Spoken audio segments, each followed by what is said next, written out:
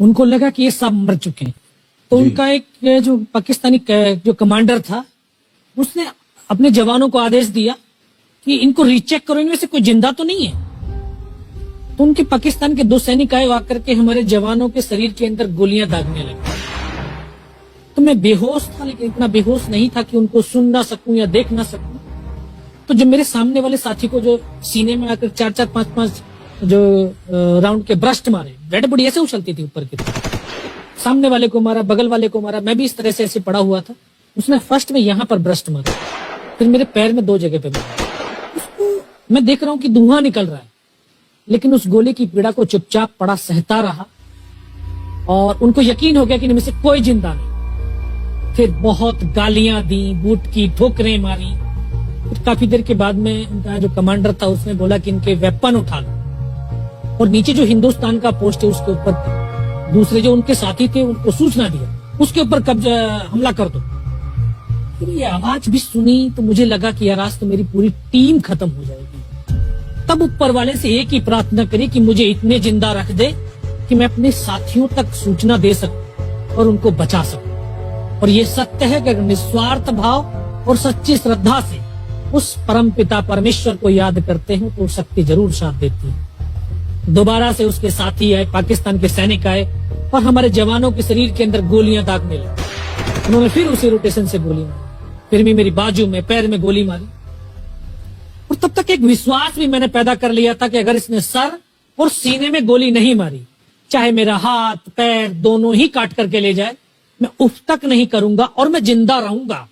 मैं उस विश्वास की बदौलत आज आपके सम्मुख भी बैठा हूं। उसने आकर के दोबारा से गोली मारी, पर जब 1 कदम आगे गया तो उसने राइफल मेरी सीने की तरफ तानी। तब मुझे लगा यार अब नहीं बचूंगा। लेकिन कहते हैं कि जाको राखे साइयां मार सके ना कोई। और ये इस देश को हम भारत माँ बोलते हैं। जब तो बच्चे थे एहसास नहीं था, आज पता चलता है इसको माँ क्यों बोलते हैं, क्योंकि ये भारत माँ जैसा दायित्व और कर्तव्य का निर्वाह भी करती है। ये अपने बेटों की वीरता, शौर्य और पराक्रम को कभी दफन नहीं होने देती है। वाह क्या बात। तो शायद इस माँ भारती ने मुझे चुना होगा कि उसके बेटों ने जो शौर्य, वीरता और पराक्रम दिखाया उसको दुनिया तक पहुंचा सकूं। जब उसने गोली चलाई तो यहाँ पर पर्स में 5-5 रुपए के कुछ सिक्के भी थे। जब गोली जाकर के सिक्कों पे टकराई तो मुझे भी आभास हुआ कि तो मर गया हूं।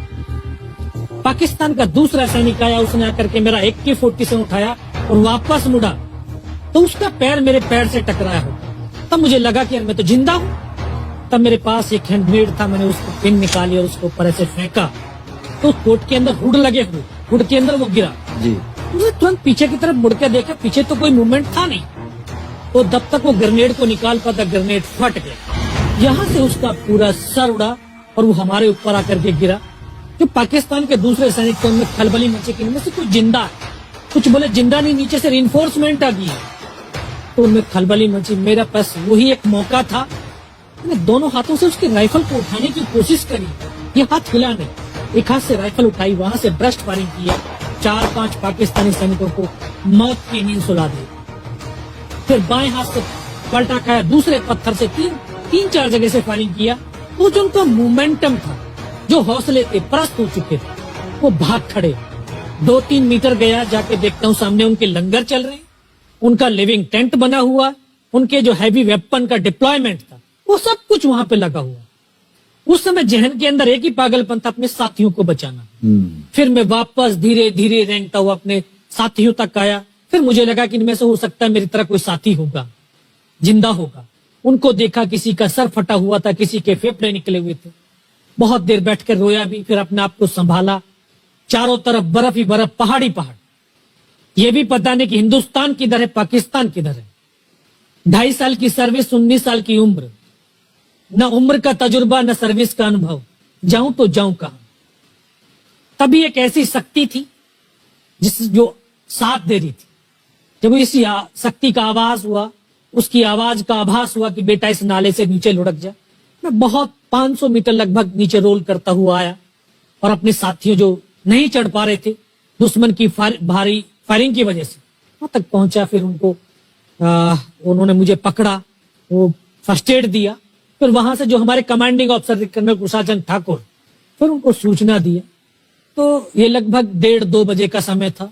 वहां से फिर कमांडिंग ऑफिसर तक मुझे ले जाया गया। फर्स्ट एड तो हुआ, लेकिन ब्लड इतना निकल चुका था कि दिखाई देना बिल्कुल बंद हो गया था। जब उनके पास पहुंचा तो उन्होंने बोला, बेटा मेरे को पहचानता मैं कौन हूं? बस अब आवाज सुनाई दे रही है। बोला, मैं तेरा commanding officer colonel Kushal Chand Thakur. मैं, जय हिंद साहब, बहुत तेज सर्दी लग रही है। तो उनका जो लिविंग टेंट था उसमें के अंदर लेटाया, 3-4 स्टॉप जलवाए, थोड़ी सी गर्मी महसूस हुई। बाकी साहब थोड़ा सा पानी पिला। बोला ठीक है, पानी पिलाते हैं। तभी डॉक्टर साहब आए गए, उन्होंने ग्लूकोज की बोतल पिलाई, थोड़ी सी एनर्जी महसूस हुई। उन्होंने बोला, बेटा कुछ बता सकता हूँ? कहा सब बता सकते हैं। तो उनको बताया कि सर ऊपर ये घटनाक्रम हुआ है और ये वहां की इंफॉर्मेशन है। तो लास्ट में उन्होंने बोला कि बेटा जवान की रिक्वायरमेंट क्या है? मैं कहा सब जवान की रिक्वायरमेंट एम्युनिशन और फील्ड पट्टी की है। बोला खाने के लिए नहीं चाहिए? सर भूख नहीं लगती। बस इतना कहते कहते तभी डॉक्टर ने कौन सा इंजेक्शन लगाया, फिर मुझे पता नहीं कहां पर। फिर होश आया 3 दिन बाद, देखा ऊपर पंखा चल रहा है। पता चला कि 92 बेस हॉस्पिटल श्रीनगर, और वहीं से मुझे बेस हॉस्पिटल दिल्ली रेफर कर दिया और 16 महीने तक उस हॉस्पिटल में मैं रहा। 16 महीने तक आपका इलाज चलता रहा? जी। और वहीं पर हॉस्पिटल में ही मुझे पता चला कि 15 अगस्त 1999 को जब ये परमवीर चक्र का जो अनाउंसमेंट हुआ तो वो वहां पर ही मुझे पता चला। क्या है सर?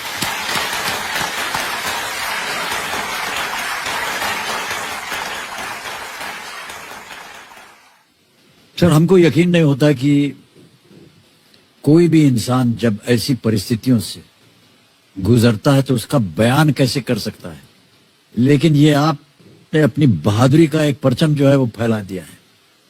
15-15 गोलियां आपने खाई हुई अपने शरीर में, और सोच रहे हैं आप केवल देश के बारे में, सर देशभक्ति के बारे में। सैनिक के लिए सैनिक इंपॉर्टेंट नहीं है, उसका राष्ट्र इंपॉर्टेंट है।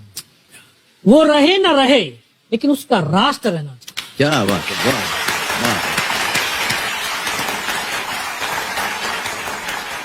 न केवल आपने इतना बड़ा योगदान दिया, बल्कि आपके जैसे कह रहे थे कि आपके बहुत से अच्छे मित्र जो थे, जो आपके साथ टीम में थे, वो भी शहीद हो गए।